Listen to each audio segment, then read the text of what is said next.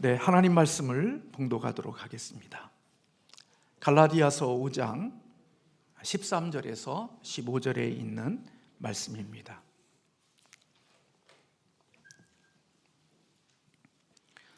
갈라디아서 5장 13절에서 15절에 있는 말씀입니다.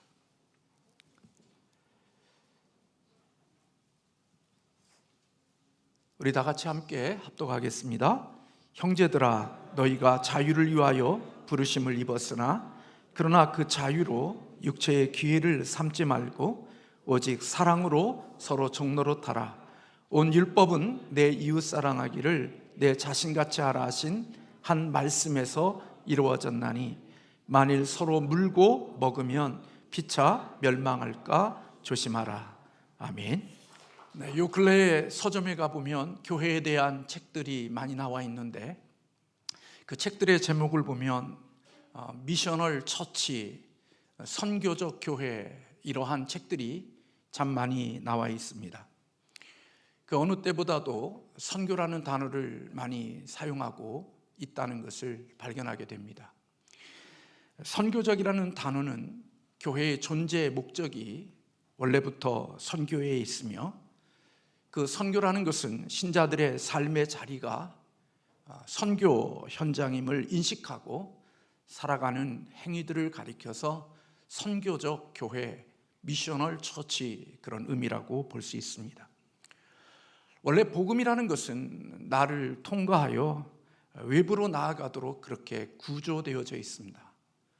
복음은 내게 들어오면 내게서 끝나는 것이 아니라 나를 지나서 다른 곳으로 또 외부로 나아가도록 되는 것이 복음이 가지고 있는 특성입니다.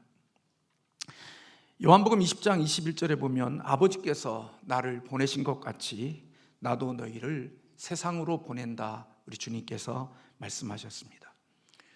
주님께서 부활하신 후에 승천하시기 전에 사랑하는 제자들을 향하여서 너희는 가서 내가 너희에게 모든 분부한 것을 가르쳐 지키게 하라고 말씀하시면서 이제 제자들에게 이제는 나가서 제자를 삼으라는 귀한 명령을 주셨습니다. 여기 가서라는 이 단어를 사람들은 해석해낼 때 성전에서만 예배드리지 말고 세상에 나아가서 삶의 예배를 드리라, 로마서 12장 1절에 있는 말씀을 실천하라는 말씀으로 해석하는 분들도 있습니다. 즉 예배의 장소가 성전, 예배당 안에서만 예배를 드리지 말고 세상에 나아가서 살아가고 있는 삶의 현장에서 하나님께 예배를 드리는 그런 삶을 살라는 말씀입니다. 이 사명을 감당하기 위하여 주님께서는 내가 너희를 영원히 떠나지 않고 너희와 함께 해주시겠다, 그렇게 약속해 주셨습니다. 우리 주님께서 우리에게 주신 사명은 결국 교회의 담장을 넘는, 그리고 세상을 향하여 나아가는 교회가 되어야 한다는 말씀입니다. 이것은 일부 성도가 목사나 어떤 특별한 사람에게만이 아니라 모든 성도에게 주시는 명령이고 또 우리 모든 성도에게 주신 책임이라고 볼 수 있습니다. 왜 세상으로 성도가 나가야 됩니까? 그래야 영혼을 만날 수 있기 때문입니다. 그리고 왜 우리가 영혼을 만나고 사람들을 만나야 됩니까? 그들을 그리스도에게로 인도하고 그리스도에게로 이끌기 위해서 세상에 나아가 세상 사람들을 만나야 하는 것입니다.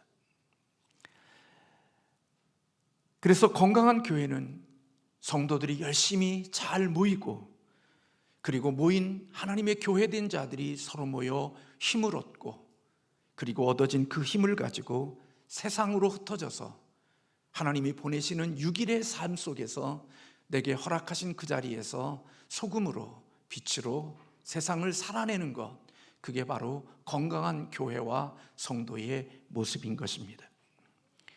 그냥 나가는 것이 아니라, 그냥 만나는 것이 아니라 그리스도의 복음을 들고 그리스도의 생명의 복음을 가지고 사람들을 만나 그들을 그리스도께로 인도하여 하나님의 나라를 세워가고 하나님의 나라를 확장하기 위한 사명을 가지고 세상으로 나아가는 사람들, 그들이 바로 그리스도인이라는 것입니다.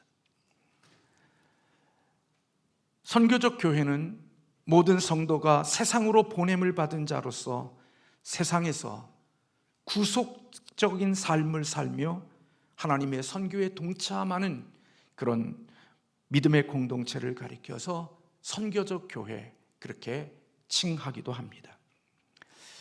이 같은 공동체를 세우기 위해서는 교회에 있는 모든 성도 한 사람 한 사람이 복음으로 세상을 섬길 수 있는 이타적인 그런 마음을 갖고 그런 훈련되어진 마음으로 세상에 나아가는 자들이 되어야 한다는 것입니다. 예배가 끝나면 복음의 능력이 우리에게 있고 예수의 생명이 우리에게 충만해져서 그 충만해진 예수의 생명을 가지고 세상에 들어가서 그곳 속에서 하나님의 생명을 드러내고 하나님의 생명의 영향력을 발휘하는 자들이 되어야 한다는 것입니다. 세상에서 구속적인 삶, 세상에서 회복적인 삶을 살아내야 되는 것이 바로 구원받은 우리들의 책임이라는 것입니다. 이 회복의 삶은 결국 하나님의 생명이 아니면, 이 구속적인 삶은 주님의 생명이 아니면 결코 살아낼 수 없는 삶인 것입니다. 우리는 요셉과 같이 하나님이 보내신 그곳 속에서 주님의 생명의 능력을 가지고 무너진 관계를 회복하고, 그리고 망가진 그런 모습들 속에서 하나님의 주시는 구속과 회복의 삶을 살아내야 될 책임이 저와 여러분에게 있다는 말입니다. 이기적인 삶으로 세상을 살아가는 자들이 아니라 복음을 가졌기에 예수의 생명의 능력이 이기심을 이기고 이타적인 삶을 살아갈 수 있는 생명인 것처럼 오늘 복음이 주는 그 생명으로 세상에 나아가서 여전히 자기 욕심을 채우는 그런 삶이 아닌 이웃을 섬기고 이웃을 사랑하는 우리 주님이 우리를 구속해내신 그런 구속적인 삶을 살아내는 그리스도인들이 되어야 된다는 것입니다. 바로 요셉이 그런 삶을 살아낸 것처럼 형제들을 회복시키고 가정을 회복시키고 한 삶을 회복시키는 그런 삶의 모습처럼 구원함을 입은 우리들이 세상에 나아가 살아가야 될 삶의 모습이 바로 그와 같은 모습들이라는 것입니다. 그래서 구원받은 우리들은 주일 예배로 우리의 신앙의 모든 것들이 끝나는 게 아니라 사실은 주일 예배는 우리의 시작에 불과한 것이고 우리의 인생의 출발선과 같은 것이라고 볼 수 있는 것입니다. 주일에 모여 주님의 생명으로 하나님의 은혜로 적셔져서 내 삶 가운데 그 어느 때보다도 주님의 생명과 주님의 능력이 우리를 가득 채워서 그 능력과 힘을 가지고 월요일부터 토요일까지 하나님이 보내시는 삶의 현장 속에서 바로 하나님의 생명을 드러나고 예수님의 생명의 영향력을 가지고 살아가는 그리스도의 향기로 살아가는 삶이 우리 구원받은 그리스도인의 책임이고 마땅한 사명이라는 것입니다. 그렇게 살아가는 교회가 바로 선교적인 교회이고 그런 교회가 미션을 처치고 그런 교회가 복음 중심의 삶을 살아내는 교회라고 말씀드릴 수 있다는 것입니다. 그러므로 하나님의 복음은 언제나 우리 안에 갇혀 있는 것이 아니라 교회의 담장을 넘고 우리의 삶을 넘어 이웃에게로 나아가는 교회가 되어졌을 때, 성도의 삶이 되어졌을 때 그게 바로 복음 중심의 삶을 살아가는 것이라고 말씀드릴 수 있다는 것입니다. 그런데도 현대를 살아가는 오늘날의 그리스도인들, 특별히 저와 여러분은 대단히 복음을 지극히 자기 중심적인 것으로 생각하는 경향이 없지 않아 있습니다. 늘 복음이라는 것은 자기 안에 갇혀서 내가 예수 믿어 천국 가고, 내가 예수 믿어 복 받고, 내가 예수 믿어 잘 되고, 내가 예수 믿어 형통함. 그래서 왜 형통하고, 왜 복 되고, 왜 잘 되고, 왜 구원받았는지 그 모든 것들이 어디에서 끝나느냐? 나에게서 끝나는 신앙인으로 삶을 살아가는 경향이 있다는 것입니다. 예수 믿는 이유가 내가 천국 가기 위해서, 내가 예수 믿는 이유가 이 땅에서 내가 잘 되기 위해서, 예수 믿는 이유가 내가 이 땅에서 복 받기 위해서, 모든 예수 믿는 복음이 나에게 중심이 맞대어져 있고 나에게 초점을 두고 살아가는 것이라는 겁니다.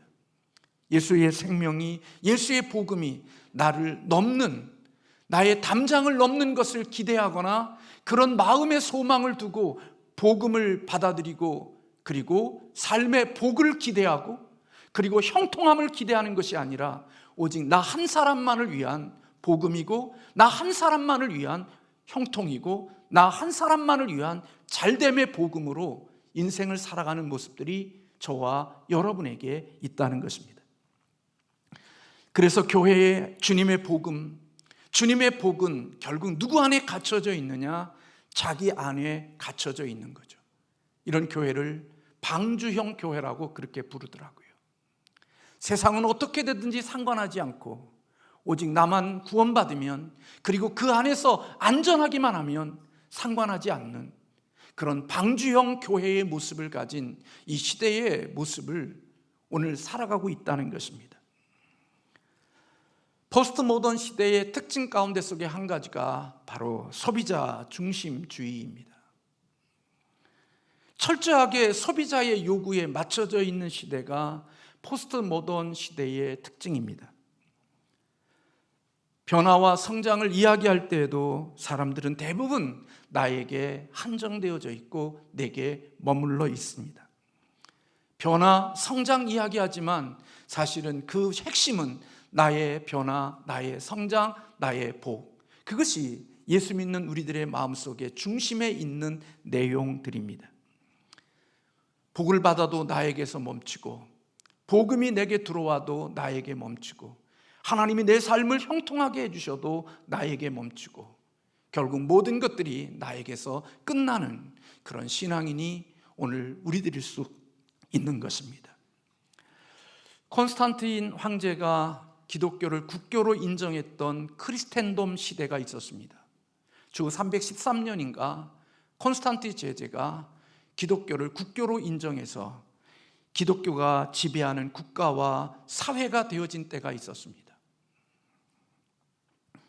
그때에는 수많은 사람들이 교회에 들어왔습니다.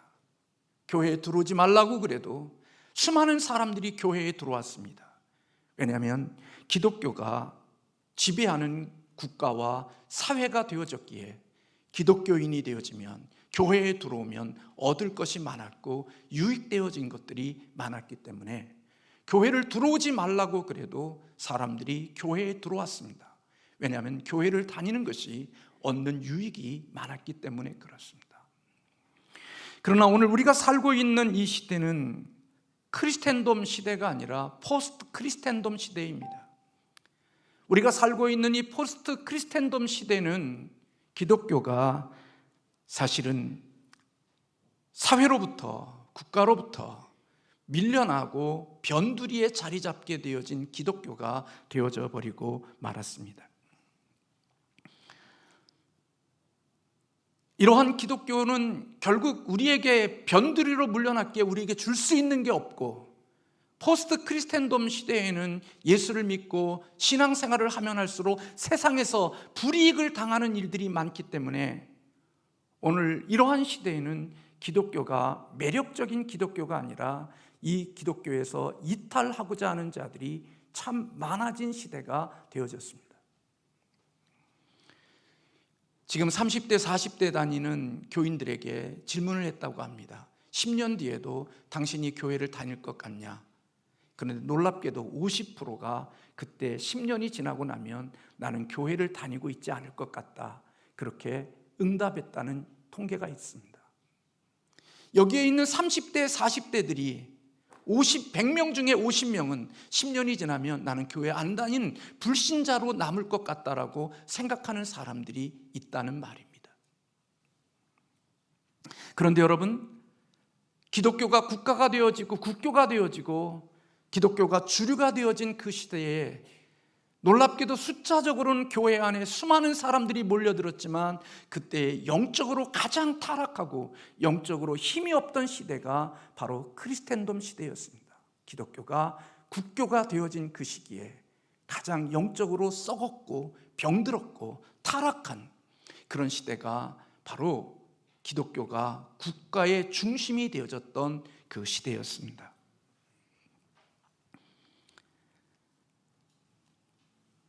참된 복음을 만난 사람, 진정한 복음이 그 속에 있는 사람은 크리스텐돔 시대이든지 포스트 크리스텐돔 시대이든지, 기독교가 중심이든지 기독교가 변두리로 밀려가서 멸시와 천대를 받는 기독교가 되어지든지, 참된 복음이 그 중심에 있는 사람은 주님을 붙들고 주님을 붙잡고 믿음과 신앙 안에서 변화되어지는 삶을 살아가도록 되어져 있습니다.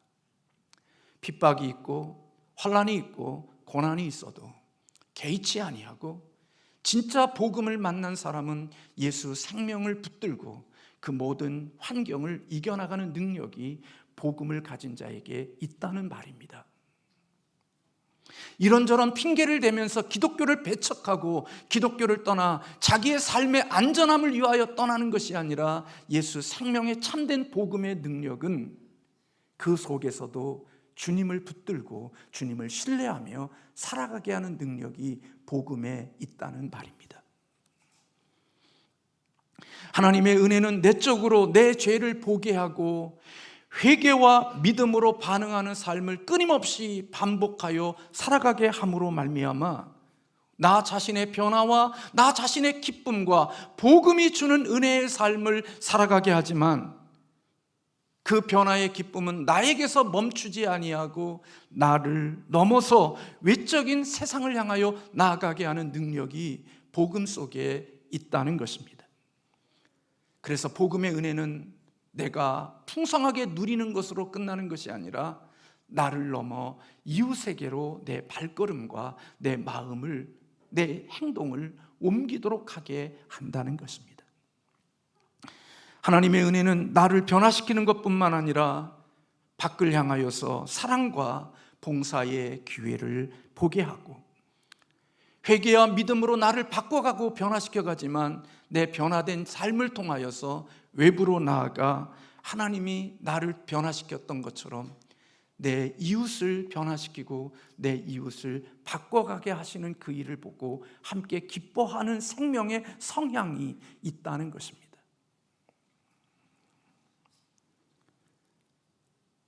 그것이 바로 천국 복음이 가지고 있는 능력이고, 그것이 하나님의 나라의 속성인 것입니다. 오늘 본문을 보십시오. 본문은 갈라디아 교인들에게 바울이 전하는 메시지입니다. 너희들이 복음 안에서 자유를 얻었다고 말하고 있습니다. 그렇죠. 복음은 우리를 자유케 합니다. 내가 지킬 수 없는 하나님의 율법, 내가 순종할 수 없는 하나님의 율법, 말씀, 그 모든 것들을 누가 이루셨느냐? 예수 그리스도가 그 율법을 완성시키셨기에, 예수 그리스도를 믿고 그리스도와 연합하여 그리스도와 하나 되어진 자는 율법의 완성자이신 예수 그리스도가 주신 자유가 우리에게 있는 것입니다. 내가 하나님의 율법을 다 지키지 못했지만, 내가 하나님의 율법을 다 순종하지 못하지만 이미 그 율법을 다 순종하신 예수 그리스도의 생명이 나의 생명이기 때문에 내가 여전히 넘어지고 쓰러짐에도 불구하고 우리는 율법의 완성자이신 예수 그리스도 안에서 나는 자유할 수 있고 하나님 앞에서 정죄함을 받지 않는 자유인이 되어지는 복을 누리게 되어진 것입니다.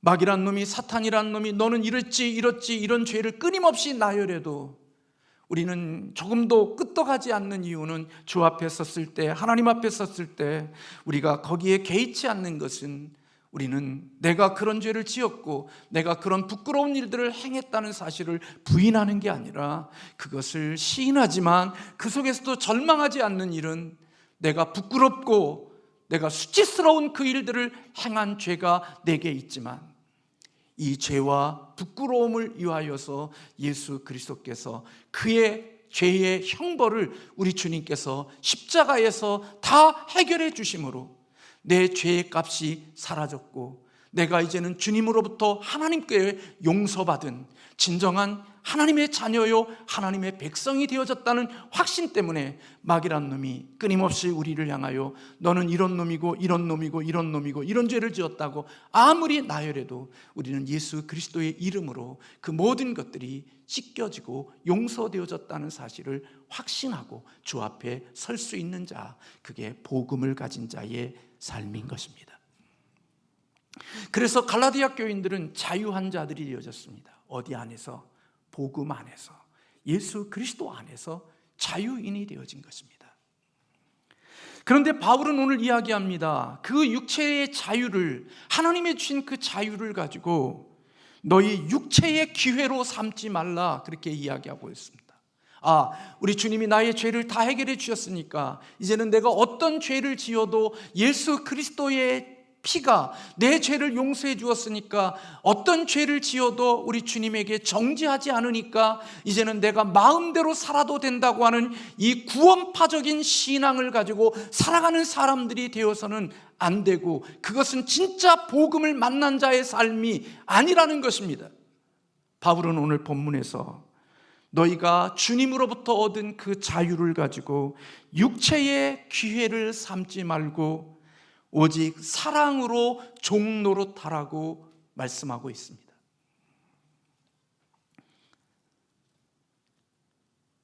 율법은 내 이웃 사랑하기를 내 자신같이 하라 하신 말씀 속에서 모든 율법이 이루어졌으니 너희가 하나님의 사랑으로 이웃을 내 몸과 같이 종노릇하며 섬기는 자가 되어지면 그것은 바로 하나님의 주시는 아름다운 율법이 이루어지는 것이라고 말씀하고 있는 겁니다.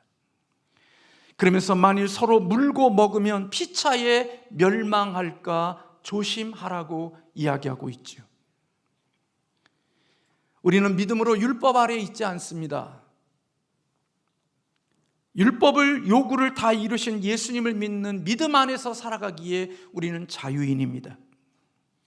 그런데 진정한 자유인은 자기 멋대로, 자기 생각대로, 육체의 본능대로 살아가는 자유가 아니라 구원받은 우리들의 자유는 그리스도에게 묶인 자유라는 것입니다. 물고기의 자유는 아무 데서나 사는 자유가 아니라 그 자유는 하나님께 묶인 자유로서 물 안에서 누리는 자유가 물고기의 진정한 자유인 것처럼 하나님의 율법 아래서 자유함을 얻은 자들의 그 자유는 방종과 방탕과 자기 이기심을 충족시키는 그러한 죄를 짓는 자유가 아니라 그리스도에게 묶인 자유임을 이야기해주고 있는 것입니다.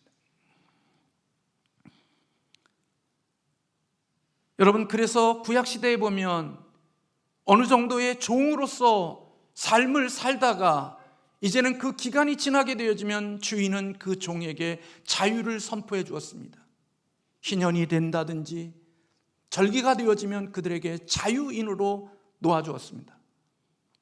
근데 종에서, 노예에서, 종에서 자유함을 얻었는데도 불구하고 내가 얻어진 이 자유를 가지고 내가 다른 집에서 내 마음대로 살지 아니하고 나를 섬기고 내가 섬겼던 주인이 너무나 좋고 주인의 종으로 살아가는 것이 너무나 행복해서 나는 내 자유를 가지고 다른 곳에서 살지 아니하고 나는 주인의 종으로서 살겠습니다 라고 결단한 종들에게는 귀를 뚫어서 그가 자유함으로 이제는 그 집의 종으로 살아가는 귀뚫린 종이 있었습니다.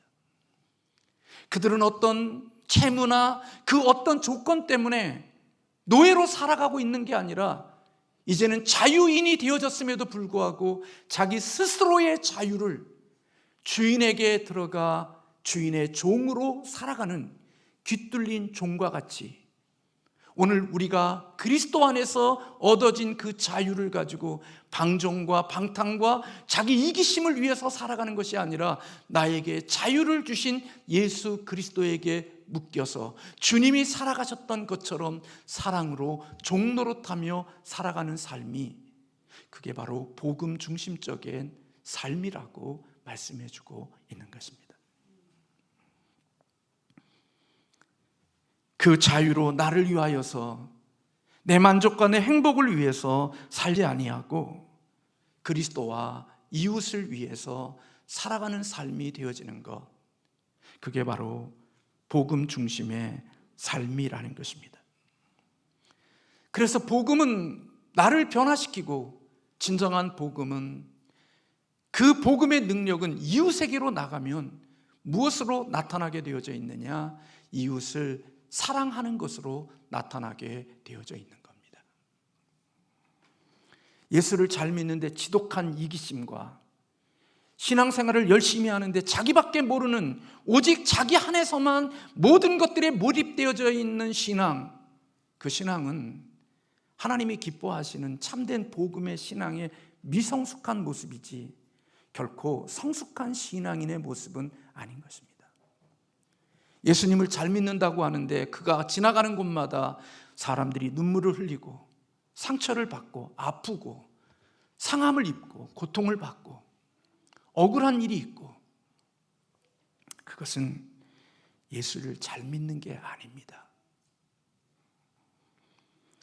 예수의 생명은 나를 주님의 생명으로 바꾸었기에 이기적인 삶을 떠나 이타적인 삶으로 나의 삶을 바꿨을 뿐만 아니라 내 삶을 다른 사람들에게도 그렇게 살아낼 수 있게 하시는 것이 복음이 가지고 있는 힘이고 복음이 가진 능력이라는 말입니다.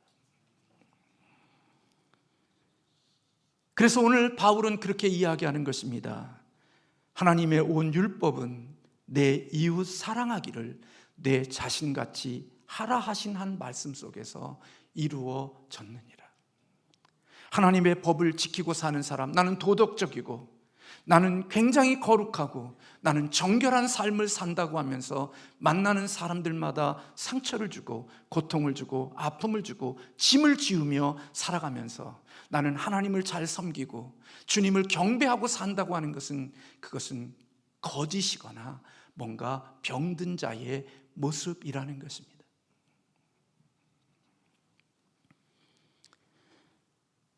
사랑하는 성도 여러분, 율법은 내 마음을 바꾸지 못합니다. 제가 말씀드렸죠. 현미경은 미세한 세균들을 보게 하지만 현미경이 그 세균을 바꿀 수 있는 능력이 없다고. 하나님의 율법은 우리의 마음을 못 바꿉니다. 단지 우리가 악하구나, 우리가 못됐구나, 내가 진짜 싸가지 없는 놈이구나, 내가 독종이구나, 이런 사실을 철저하게 보게 하는 게 하나님의 율법입니다. 그래서 율법 앞에 서게 되어지면 나 같은 놈 못된 놈이네, 이거 악한 종자네, 그거 보는 겁니다. 회개에 대한 말씀을 드렸습니다마는 운전하다가도 때때로 나를 놀라게 하는 사람 보면 나도 모르는 사이에 내 마음속에 분노 같은 것들이 올라오고, 그리고 거친 말들이 입에서 이렇게 머뭇거려질 때 내가 여전히 죄인이구나, 내가 목사인데도 아직까지도 멀었구나, 내가 어떤 존재인지를 하나님의 율법 앞에서 보게 되는 겁니다. 내가 죄인이구나, 아직 멀었구나, 주의 은혜가 여전히 필요한 존재라는 사실을 살아가는 삶의 순간순간마다 깨닫는 겁니다. 내가 사랑 없구나, 내가 누군가를 위해서 살 수 있는 능력이 내게 없구나 하는 사실을 하나님의 율법을 통하여 끊임없이 발견하는 것입니다. 그리고 그 사실을 깨닫고 회개하고 주님 앞에 그런 자신의 처절한 모습을 주님 앞에 고백하고, 주님이 나 같은 자를 위하여 그 죄를 씻기기 위하여 십자가에 죽으신 그 은혜를 기억하고 주님의 은혜 안에서 다시 내 삶을 돌이켜 하나님의 기뻐하시는 자리로 서려고 하는 그것, 그게 바로 율법이 우리에게 주는 하나님의 축복인 것입니다.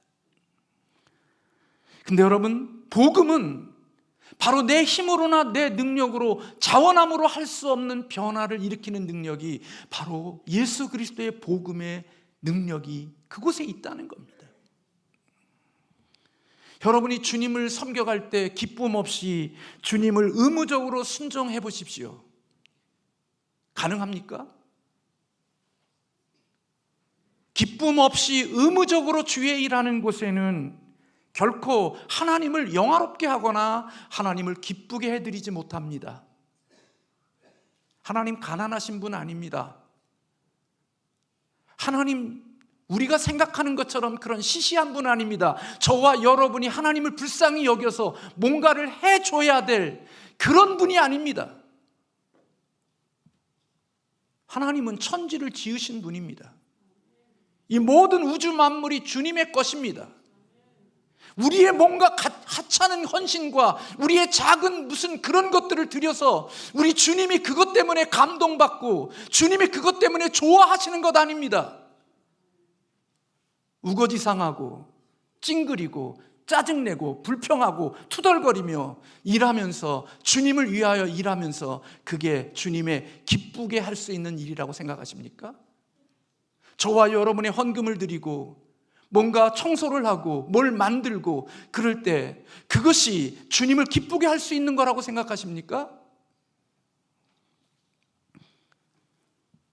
제가 만약에 수십조의 돈을 가지고 있는 아버지인데 우리 자녀가 저한테 1,000만 원을 돈을 주어서 제 마음을 기쁘게 했다. 여러분 1,000만 원 때문에 아니 500만 원 아니 100만 원을 주더라도 제가 그 100만 원 때문에 기뻐할 아버지가 아닙니다. 그렇다고 여러분 또 제가 또 수조가 있나 보다 생각하지 마십시오. 수조원을 가진 아버지가 50만 원, 100만 원, 3만 원짜리의 것들에도 그곳에 아들의 마음이, 자녀의 마음이 그곳에 실려 있으면 그게 10,000원이든 5만 원이든 10만 원이든 100만 원이든 그게 기쁨이 되는 겁니다. 돈 때문에 기쁜 게 아니고 헌신하고 있는 일 때문에 기쁜 게 아니라 하나님을 사랑하는 마음이 그 속에 들겨져 있고 주님을 사랑하는 마음이 그 속에 담겨져 있기에 주님이 마음을 받으시는 것이지 돈을 받는 게 아니고 봉사를 받는 게 아니라는 말입니다.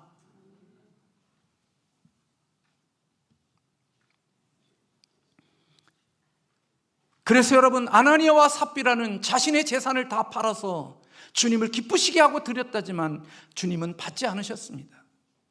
결국 돈도 잃고 생명도 잃어버렸습니다. 왜냐하면 그는 주님을 기쁘시게 한 게 아니었습니다. 자기 영광, 자기 만족, 사람들에게 인기, 대접, 사람들이 알아주는 것 그게 목적이었지 하나님을 기쁘시게 하거나 하나님을 영화롭게 하고자 하는 마음이 그의 마음속에 중심에 없었습니다. 주님의 몸된 교회를 섬길 때 주를 영화롭게 하고 어떻게 하면 믿음의 교우들을 행복하게 할 수 있을까 하는 이타적인 마음을 가지고 주님을 섬기는 것이 아니라 이 일을 통하여서 내가 영광받고 이 일을 통하여서 사람들에게 인기를 얻고 이 일을 통하여서 세상 사람들이 나를 알아줄 것이라고 하는 목적을 가지고 어떤 일들을 행할 때 그 일이 주님의 기쁨이 되거나 주님을 영화롭게 하지 못한다는 것입니다. 그런데 여러분, 하나님의 은혜의 복음이 나를 회복시키시면 놀랍게도 내 마음에 변화가 일어나는데 그 변화가 바로 의무적인 순종이 아니라 자발적인 순종이 되도록 내 마음을 바꾸시는 은혜가 있다는 겁니다. 주님의 은혜가 억지가 아닌 자발적인 마음으로 사랑하는 마음으로 순종하게 하는 힘이 하나님의 복음 속에 있다는 말입니다. 그래서 여러분 그 힘이 우리로 하여금 이웃을 향하여 나아가게 하고 이웃을 섬기게 하고 이웃에게 봉사하고자 하는 마음으로 그의 마음을 움직이게 되어진다는 겁니다. 그래서 선교가 부담이 아니라 기쁨이 되는 겁니다. 억지가 아니라 자원함이 되기에 그 마음의 기쁨이 되는 겁니다. 그래서 여러분 복음의 은혜의 연료가 떨어지면 목사나 교회에 할 수 있는 게 아무것도 없습니다. 하나님의 은혜의 복음의 연료가 소모되어지면 한 발자국도 못 갑니다. 이것 좀 해보시죠. 못합니다. 피합니다. 이것 좀 해보죠. 그런 소리 들을까봐 도망갑니다. 그런 거 직면하지 않으려고 애씁니다. 그래서 어떻게 하면 빠져나갈까? 어떻게 하면 숨을까? 어떻게 하면 이것에 대한 것들을 직면하지 않을까? 그것이 그 삶의 모든 것입니다. 목사다, 장로가 되든 어떤 일이 되든 항존적이 되든 하나님의 은혜의 연료가 떨어지면 이웃을 위하여, 누구를 위하여 할 수 있는 능력이 없습니다. 그래서 어르신들이 자녀들에게 나 통장 있다? 여기 봐라. 돈 이게 얼마인 줄 아냐? 이거 보여주는 겁니다. 왜요? 이거 보여줘야 뭐라도 하나 주고 잘 섬기니까. 그거 믿고서 열심히 섬겼는데 이게 가짜였어요. 그럼 욕 나오는 겁니다. 부모를 섬겼음에도 불구하고 욕이 나오는 겁니다. 근데 사랑은 이거 안 보여줘도, 복음이 가지고 있는 능력은 이거 없어도 할 수 있게 하는 힘이 예수의 생명의 복음의 힘이라는 말입니다.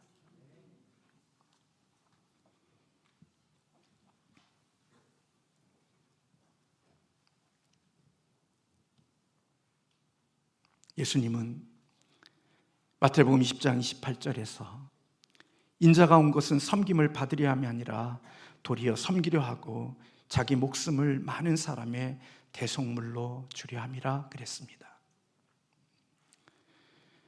주님의 복음은 결국적으로 나눔이고, 그리고 복음은 세상을 향하여 나아가는 힘이 되어지게 하는 것이 복음의 능력이라는 겁니다. 하나님께서 이 땅에 하나님의 나라를 건설하기 위하여 이 땅에 두신 기관이 바로 교회입니다. 하나님은 세상에 많은 기관들이 있지만 교회를 통하여 하나님의 뜻을 이루어 가십니다. 교회가 굉장한 부흥을 이뤘지만 요즘에 선교적 교회, 미셔널 처치라는 단어를 많이 쓰는 것은 교회가 엄청난 부흥을 겪었는데 썩고 병들고 타락한 모습을 보면서 진정한 교회의 모습은 선교적인 교회로 바뀌어져야 한다는 이야기를 많이 하는 것 같습니다. 그거에 대한 이해를 다 받아들일 수 없음에도 불구하고 오늘 이 시대에 많은 사람들이 이런 아픔을 가지고 있는 것입니다. 예수 믿는데 지독한 이기심, 예수 믿는다고 하면서 이웃을 이용하고 믿는 사람들을 이용해서 자기의 유익과 자기의 만족을 채우고, 먼저 예수 믿었음에도 불구하고 이제 초신자에게 상처와 아픔을 주어서 실족해 하는 일들을 끊임없이 행하고 있는 오늘 이 시대의 교회를 보면서 진정한 교회는, 복음 중심적인 삶은 바로 이러한 교회가 되어야 한다는 사실을 강조하고 있는 것 같습니다. 소비자 중심의 교회, 소비자 중심의 교인들로 구성되어져 있는 교회는 늘 찾는 게 있습니다. 어떻게 하면 좀 더 편리한 시설이 있을까? 어디에 시스템이 잘 작동하고 있는 곳이 어디에 있을까?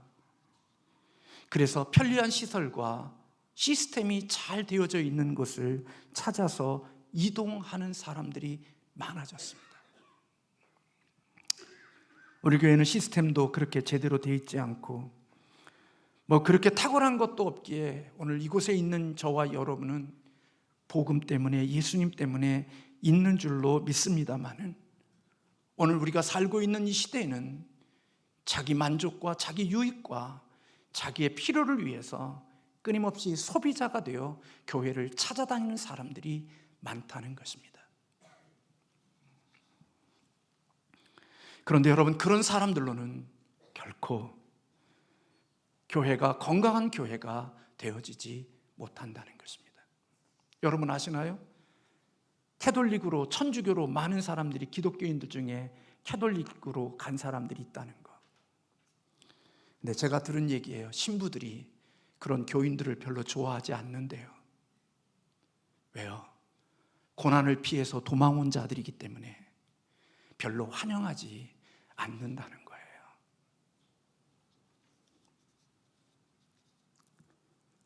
숫자가 많아졌다고 해서 건강한 교회가 되는 게 아니라 복음으로 내가 변화되어진 내가 훈련받아 성숙한 제자로 세워져 가는 교회가 되어질 때 희망이 있다는 겁니다. 소비자의 마인드로 하나님을 섬기는 사람들의 특징은 언제나 자기 만족, 자기 기쁨이 전부입니다. 그래서 그 교회는 마치 어떤 교회와 같냐? 유람선과 같은 교회가 되어집니다.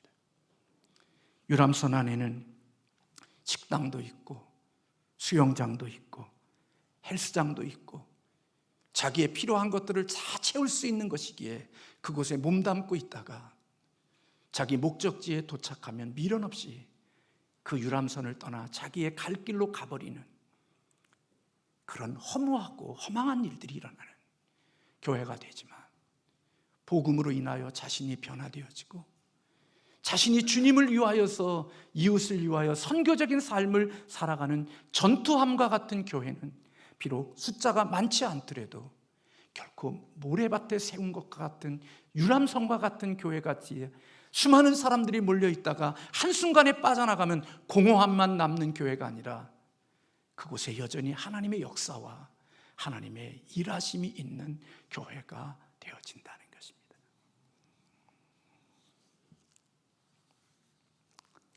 그래서 선교적인 교회로 복음적인 중심으로 살아가는 사람들이 결국 그들의 마음은 소비자의 마음이 아니라 빛과 소금의 마음으로 세상을 살아가는 것이지요. 내가 가정에 들어가든 사회에 가든 교회에 있든 소비자 중심으로 모든 것을 나의 초점을 두고 살아가는 게 아니라 빛으로 소금으로 인생을 살아가는 자가 되어지는 것, 그것은 예수 생명의 복음 위에는 그런 삶을 살아갈 수 있는 힘이 없다는 겁니다. 목사가 돼도 성령의 능력이 아니고 하나님의 은혜가 아니면 못하는 겁니다. 그래서 가족도 이용하고 친척도 이용하고 믿음의 교우도 이용해서 자신의 필요를 채우는 거지요. 제가 꿈꾸는 우리 삼양신성교회는 하나님의 나라를 세우는 교회입니다.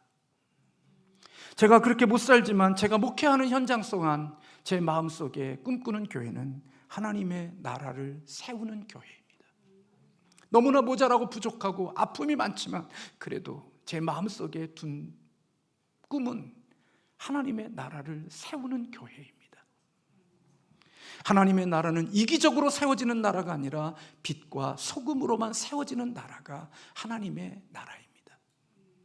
오직 자기 하나 예수 믿고 복 받고 자기 하나 자기 즐거움과 만족을 위하여 모든 교회의 에너지를 쏟아 자기를 충족하려고 하는 것이 아니라 하나님의 주신 복을 어떻게 하면 나누고 어떻게 하면 흘려보내고 어떻게 하면 예수 생명 없는 자들에게 주어서 그들에게 하나님의 나라를 넓혀갈까 하는 꿈과 마음을 가지고 주님 앞에 주시는 그 은혜를 가지고 소금으로 빛으로 자기를 녹이면서 살아갈 수 있는 사람들이 모인 공동체, 온전한 제자가 되어지는 목사, 제자가 있는 성도가 있는 교회. 너무 부족하지만 하나님께 그런 교회를 꿈꾸고 기도하고 있습니다. 그래서 이 하나님의 나라는 회개한 자들의 것입니다. 육신으로 들어와 있는 자들은 이런 나라 못 세웁니다. 예수 그리스도 안에서 회개되고 그리스도를 만난 자들을 통하여 이루는 겁니다. 그 삶이 하나님의 주권과 하나님의 통치를 인정하는 게 회개고, 하나님의 주권과 통치가 다스려질 때 이와 같은 사랑이 나로부터 이웃에게 흘러갈 수 있는 은혜가 주님의 생명에서만 나온다는 겁니다. 그러므로 여러분, 저나 여러분이 이 땅을 살면서 나로 인하여 교회가 얼마나 세워졌는지, 내가 얼마나 교회 때문에 복 받았는지만을 생각하지 말고 계산하지 말고 나로 인하여 교회가 얼마나 세워졌고 나로 인하여 교회가 얼마나 건강했는지를 하나님 앞에 질문해 보십시오. 내가 얼마나 복 받은 나를 챙기는 것보다 내가 어떻게 하나님의 교회를 위하여 섬길 수 있을까를 생각하는 게 훨씬 더 하나님이 주시는 복을 누리고 사는 것입니다. 왠 줄 아십니까? 주님은 받는 자보다 주는 자가 복 있다고 말씀하셨기 때문에 그렇습니다. 저는 믿습니다. 주는 자가 복 있게 하십니다. 약속이고 하나님의 언약입니다. 결코 하나님은 실수하지 않으십니다. 꼭 물질의 복만을 이야기하는 게 아닙니다. 사랑이 없습니다. 주는 하나님의 사랑은요, 사랑을 줄 수 있는 사람이 되어질 때 사랑도 커집니다. 주는 사랑이 준 적이 없는 사람은 없습니다. 안 자랍니다. 참된 복음이 있는 교회는 줄 게 많은 교회입니다. 저는 자녀에게 그런 얘기합니다. 아버지, 왜 엄마를 그렇게 힘들게 해요? 요즘 참 아버지들은 제가 살면서 보니까 너무 외로울 것 같아요. 용돈도 엄마 줘. 뭐 힘든다는 것도 엄마. 아버지는 별로 챙기는 게 별로 없는 것 같아요. 아버지는 왜 엄마를 이렇게 힘들게 해요? 뭘 힘들게 하는데? 왜 엄마를 그렇게 카페에 묶여서 개인의 삶이 없게 하냐고. 거기서 일하게 하면 월급이라도 좀 줘야 될 거 아니에요. 왜 월급도 안 주고 왜 부려만 먹어요?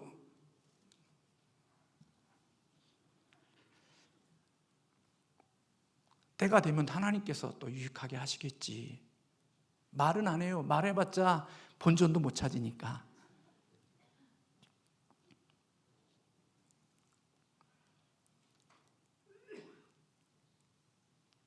세상을 살면서 내가 주님의 몸 된 교회에 헌신을 했으니까, 내가 주님을 위해서 뭘 했으니까 여기서는 내가 이렇게 해야지. 아니요. 저는 우리 교회가 카페에서 저렴한 가격으로 주일에 음료를 먹는 것도 하나님의 주신 은혜일 수 있지만, 하나님 이 선교를, 이 카페를 통하여 이웃에게, 이 땅에 있는 많은 사람들에게 유익을 줄 수 있도록 제가 이곳에 나의 물질과 나의 삶을 드리고 싶습니다 하고 기격대진 가격보다 더 많은 가격을 주고 먹을 수 있는 그리스도인들이 나왔으면 좋겠어요. 아멘 안 하시죠? 안 할 줄 알았어요. 근데 그랬으면 좋겠어요. 어떤 분들은 그럽니다. 목사님, 그 3,800원이라는 커피가 얼마나 비싼 커피인데 그걸 먹습니까? 예, 비쌉니다. 저도 자녀 따라봐서 먹어봐서 좀 감이 이제는 좀 부어서 별로 비싼지 않는 것처럼 느껴지지만 비쌉니다. 근데 하나님을 생각하면서 그런 마음을 가질 수 있다면 저는 더 복 있는 사람이 될 거라는 생각을 해보게 됩니다. 그만 마칠게요.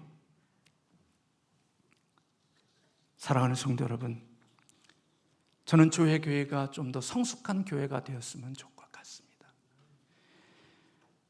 오직 자기 하나에만 멈추어 있는 그런 목사, 그런 교회, 그런 성도가 아니라 나를 넘을 수 있고 담을 넘을 수 있는 교회가 되기를 주님의 이름으로 축원합니다. 기도하겠습니다.